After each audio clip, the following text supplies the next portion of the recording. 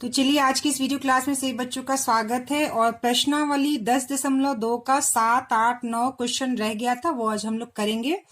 Question number 7 जो है वो क्या कह रहा है बच्चों, एक शहर की जनसंख्या प्रति वर्ष 5% बढ़ जाती है, यानी 5% बढ़ जाती है। यदि उसकी वर्तमान जनसंख्या 5,14,700 है तो अगले वर्ष इसकी जनसंख्या क्या होगी। तो चलिए हम लोग इस प्रश्न को बनाते हैं।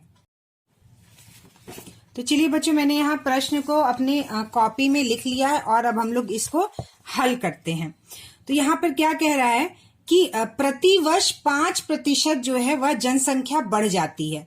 तो अभी वर्तमान जनसंख्या क्या है बच्चों, 5,14,700 है। तो हम लोग यहाँ पे लिख लेंगे पहले वर्तमान जनसंख्या 5,14,700 है, ठीक है। और कह रहा है कि प्रति वर्ष जो है ये 5% बढ़ जाता है, यानी कि 5,14,700 का 5% निकालना है। क्या करना है बच्चों, इस जनसंख्या का हमको 5% निकालना है। तो 5,14,700 का 5% हमें क्या करना है बच्चों, निकालना है। तो पहले आप क्या करेंगे, इस प्रकार से आप इसको लिख लीजिए, ठीक है। जिसका भी निकालना हो 5,14,700 का 5%। अब क्या करेंगे बच्चों, देखिए 5,14,000 जो 700 है, का अर्थ हमेशा मैंने आपको बताया, का अर्थ होता है गुना। का अर्थ होता है गुना। आज 5% को हम कैसे लिख सकते हैं बच्चों, 5/100।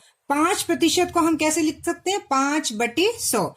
तो यह शून्य और यह शून्य कट गया, यह शून्य और यह शून्य कट गया। अब देखिए यहाँ पर क्या है, हमें गुना करना है। 5, 1, 4, 7 में हमें किससे गुना करना है बच्चों, 5 से गुना करना है। चलिए हम लोग इसको 5 से गुना करते हैं। तो 5 7 जा 35 का 5, 3 लगा हाथ में, 5 चौका 20 और 3 23 का 3, 2 लगा हाथ में, 5 1 5 6 7, 5 25 25, ठीक है। तो यह हो गया 25,735, यानी इस जनसंख्या का 5% 25,735 होता है, जो हर साल बढ़ जाता है। तो हम क्या करेंगे बच्चों, 5,14,700 में हम जोड़ देंगे 25,735। कितना जोड़ देंगे बच्चों, 25,735। अब इसको जोड़ेंगे तो हमारा उत्तर क्या आएगा, चलिए हम लोग इसको जोड़ के देख लेते हैं। 5 1 4 और यह 7 0 0 5 3 7 5 2, 25,735। हम क्या करेंगे बच्चों, इसको जोड़ देंगे। तो यह हो जाएगा 5, यह हो जाएगा 3, 7 और 7 हो जाएगा 14, 1 लगा हाथ में, 5 4 9 1 10 का 0, 1 लगा हाथ में, 2 1 3 1 4 और यह हो जाएगा 5, ठीक है।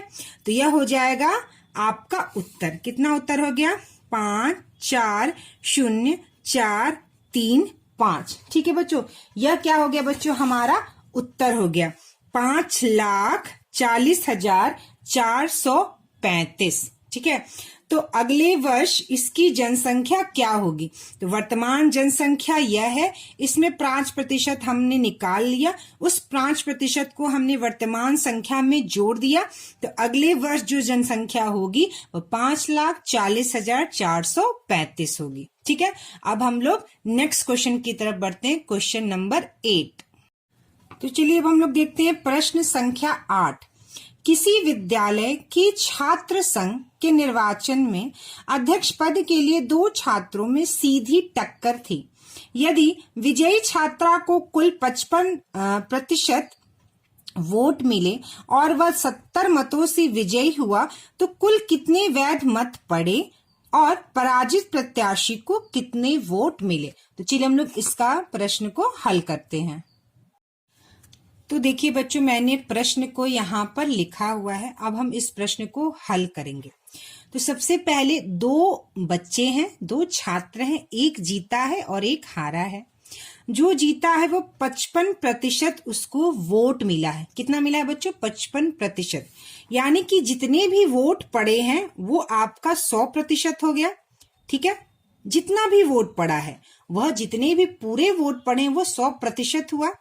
और जो छात्र, देखिए जो छात्र जीता है ठीक है, जो छात्र जीता है वह 55% वोट से जीता है। ठीक है, वह 55% वोट उसको मिले हैं। जो छात्र जीता है उसे 55% वोट मिले हैं। ठीक है, तो जो छात्र, देखो बच्चों, जो छात्र हार गया है, जो छात्र हारा है वह 100 माइनस 55% बराबर यह हो गया 45%।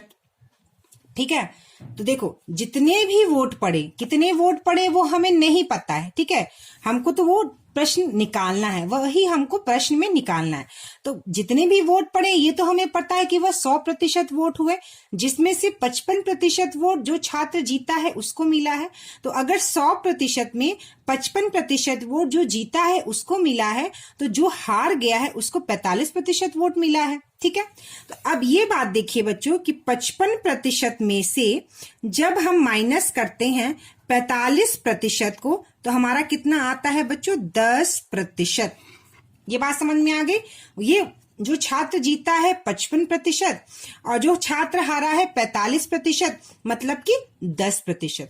मतलब कि जो छात्र जीता है वह 10% उसको वोट ज्यादा मिले हैं। ठीक है, तो यहां पे आप इसको लिख लीजिए, जो छात्र जीता है, जो छात्र जीता है उसे 10% वोट या मत, यहां पे मत लिखा हुआ है, उसे वोट या मत ज्यादा मिला है, ज्यादा मिला। ठीक है, उसे इतना प्रतिशत वोट जो है ज्यादा मिला। कितना? 10% वोट। अब देखिए वो यहाँ पे क्या कह रहे हैं, यदि विजयी छात्र को कुल 55% वोट मिले और वह 70 मतों से विजयी हुआ, मतलब कि 10% जो है वो 70 मतों के बराबर है। देखिए 10% जो है वो 70 मतों के बराबर है, क्योंकि वह जीता है 70 मत से, और यहां भी आप देख सकते हैं कि वह जीता है 10% मत से। ठीक है, तो हम यहां पर मान लेंगे बच्चों कि माना कि कुल मत x है। ठीक है, हम मान लेते हैं कि कुल मत जो पड़ा है बच्चों वो x पड़ा है, कुल मत जो पड़ा है वह x पड़ा है। अब देखिए x का 10%, यानी जितना भी वोट पड़ा है उसका 10% जो है वह 70 मत के बराबर है। ठीक है, तो अब देखिए x का 10%, यानी कुल मत का 10% से ये लड़का जो 55% पाया है वह जीत गया है, और जो 10% वोट से जीता है उसमें मत की संख्या 70 दी हुई है, तो x का 10% जो है वह बराबर हो जाएगा 70 मत के बराबर। ये बात आपको समझ में आई? यहाँ x का 10% हो गया 70 मत के बराबर। अब का मैंने अर्थ बताया था कि गुना होता है, तो x गुना 10% को आप 10/100 लिख सकते हैं, और यह बराबर है 70 के। यह किसके बराबर है बच्चों? यह बराबर है 70 के। अब देखिए यह हो जाएगा x में 10 का गुना 10x बराबर बटे 100 बराबर 70। ठीक है, तो एक शून्य से यह शून्य एक कट गया, और इस 70 के नीचे 1 है। ठीक है, इस 70 के नीचे क्या है बच्चों? 1 है। तो x बटे 10 बराबर 70/1। अब क्या होता है? x में 1 का गुना, 70 में 10 का गुना। तो हम लोग यहाँ पे कहते हैं, करते हैं x में 1 का गुना और 70 में 10 का गुना। तो x बराबर 70 में जब आप 10 का गुना करेंगे तो यह हो जाएगा 700। यानी कि कुल मत जो है वह आपको कितना पड़ा है बच्चों? 700 पड़ा है। क्योंकि आप देख सकते हैं बच्चों कि अगर 10% मत 70 के बराबर है तो 100% मत जो है वो कितने के बराबर हो जाएगा? 700 के बराबर। तो जो 100% मत पड़े हैं वो हमने यहाँ निकाल लिए। देखिए बच्चों 10% मत 70 के बराबर है, यहाँ पे देखिए 10% मत जो प्रतिशत जो है वह 70 के बराबर है, तो 100% कितना हो जाएगा? 700 के बराबर। इधर भी हमने 10 से गुना कर दिया, इधर भी हमने 10 से गुना कर दिया। तो 10% अगर 70 है तो आप निकाल सकते हैं ना, 100% कितना हो गया? 700। तो कुल मत जो है बच्चों वह 700 पड़ा है। ठीक है, तो देखिए बच्चों यहाँ पर कुल मत की संख्या 700 निकल गई। ठीक है, कुल मतों की संख्या 700 निकल गई। अब यहाँ पे कह रहा है कि कितने वैध मत पड़े, तो कितने वैध मत पड़े, 700 पड़े। और उसके बाद कह रहा है कि और पराजित प्रत्याशी को कितने वोट मिले। ठीक है, तो पराजित प्रत्याशी को कितने वोट मिले, तो मैंने बताया था बच्चों कि जो छात्र हार गया है, पराजित हो गया, पराजित प्रत्याशी मतलब जो छात्र हार गया, तो जो छात्र हार गया उसको 45% वोट मिले हैं, 45% मत मिले हैं। तो कुल मत का 45% निकाल लेंगे तो हमें वो मत की संख्या मिल जाएगी। ठीक है, तो कुल मत 700 है और जो प्रत्याशी हारा है वो 45% है। तो हम लोग इसको क्या करेंगे बच्चों, इसको हम लोग निकाल लेंगे। इसको निकालने के लिए हम क्या करेंगे, देखिए यहां पर हम लिखेंगे कुल, यहां पर हम लिखेंगे कुल मत 700। ठीक है, कुल मत कितना हो गया बच्चों, कुल मत हो गया हमारा 700 हो गया, कुल मत हो गया हमारा 700। और जो प्रत्याशी हारा है बच्चों, जो प्रत्याशी हारा है वो 45% वोट से हारा है। ठीक है, तो 700 का 45% हमको निकालना है। ठीक है, तो 700 का 45% कितना हो जाएगा बच्चों, 700 का को किस रूप में हम लोग लिखते हैं बच्चों, का को हम लोग किस रूप में लिखते हैं, गुना के रूप में। 700 गुना 45% को आप 45/100 लिख सकते हैं।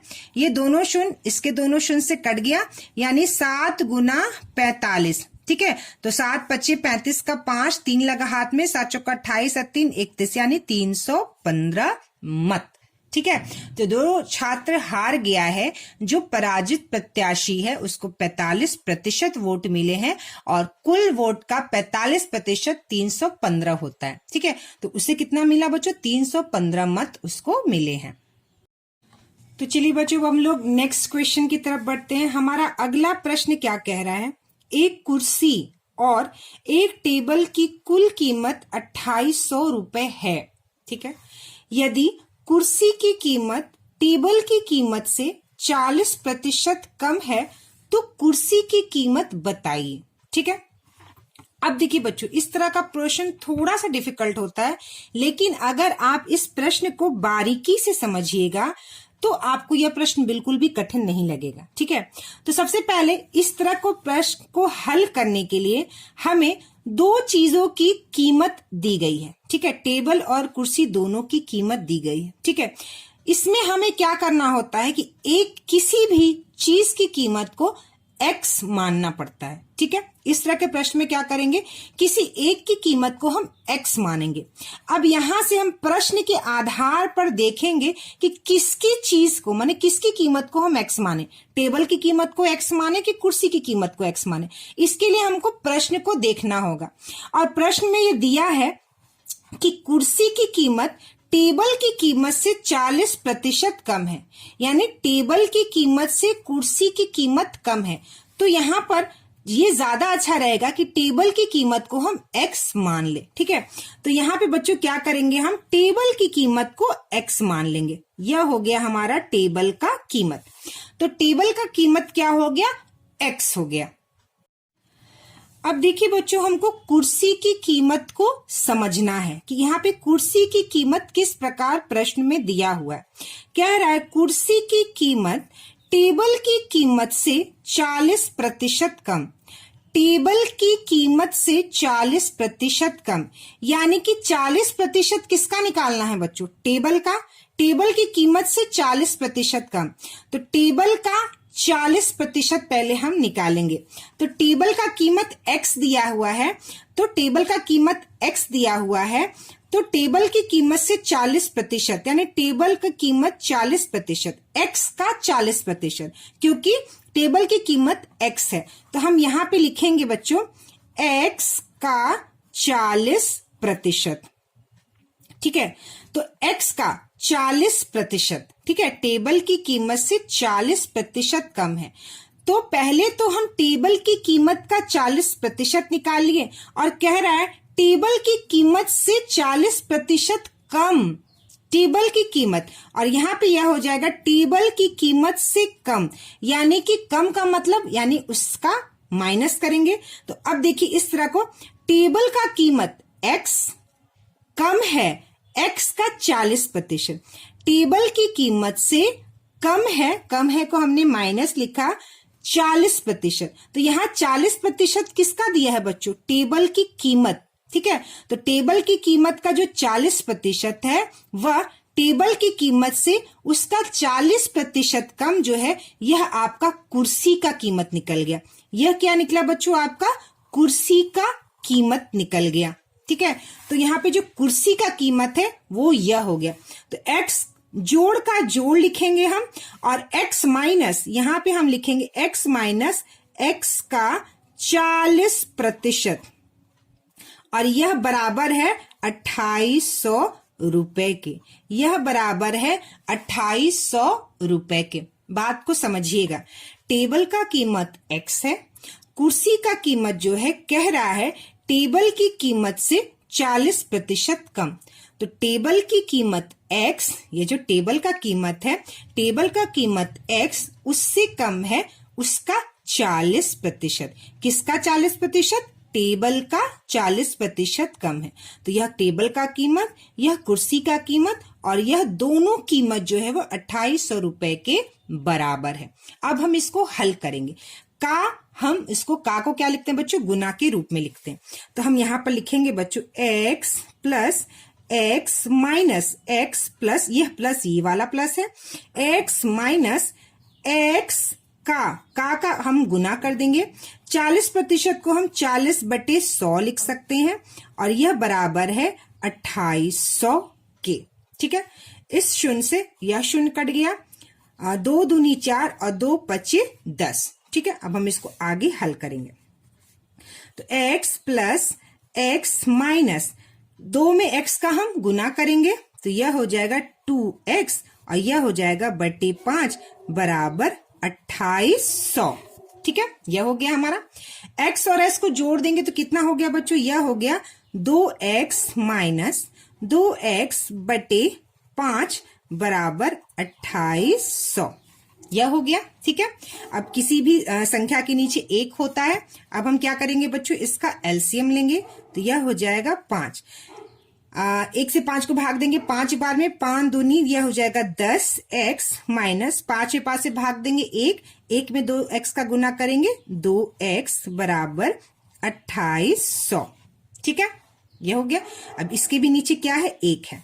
10x में से 2x घटा देंगे तो यह हो जाएगा 8x बटे 5 बराबर 2800 बटे 1। अब हम क्रॉस मल्टीप्लिकेशन करते हैं, इसका गुना इसमें, इसका गुना इसमें, तो यह हो जाएगा 8x बराबर 5 गुना 2800। ठीक है, अब क्या करेंगे? x बराबर 5 गुना 2800, और यह 8 जो है इसके नीचे आ जाएगा। ठीक है, अब हम 8 से 2800 को काटेंगे, तो 2800 को हम 8 से काटते हैं तो यह हो जाएगा 8 त्रिका 24, और 8 में से 4 गया 4, 40, 8 पच्चीस 40, और यह शून्य यहाँ आ गया 350। ठीक है, 350। तो x बराबर 5 गुना 350। अब हम देखते हैं 350 में हम 5 का गुना करते हैं। 5 शून्य शून्य, 5 पच्चीस 25 का 5, या सॉरी यहाँ 2 हुआ, 2, 5 3 का 15 और 2 17, 1750। ठीक है, तो x बराबर 1750। तो देखिए बच्चों यहाँ पर x की जो कीमत है वो 1750 निकली। ठीक है, 5 शून्य शून्य, 5 पच्चीस 25 का 5, 2, 5 3 का 15, 2 17। हाँ ठीक है, 1750। तो x क्या हो गया? 1750। तो यानी x किसका कीमत था बच्चों? टेबल का कीमत था। x जो था वह टेबल का कीमत था, तो टेबल का कीमत हमारा निकल गया बच्चों 1750। तो हम यहाँ लिख देंगे x बराबर 1750। टेबल का कीमत हमारा निकल गया, या जो टेबल हमने लिखा है वो 1750 निकल गया। तो कुर्सी का कीमत क्या हो जाएगा? 2800 में से हम अगर 1750 घटा देंगे तो वह कुर्सी का कीमत निकल जाएगा। तो बच्चों 2800 टोटल में से हम 1750 को घटा देंगे। शून्य शून्य, ये हो गया 10 में से 5 गया 5। ठीक है, और यहाँ 7 बचा, 7 में से 7 गया 0, और 2 में से 1 गया 1। ठीक है, तो यह हो गया आपका 1050, यानी 1050 जो है वह आपकी कुर्सी की कीमत हो गई। कितना? 1050, 1050 हमारा कुर्सी का कीमत निकल गया। ठीक है, आया बात समझ में आपको। नेक्स्ट वीडियो क्लास में बच्चों हम लोग 10.3 करेंगे।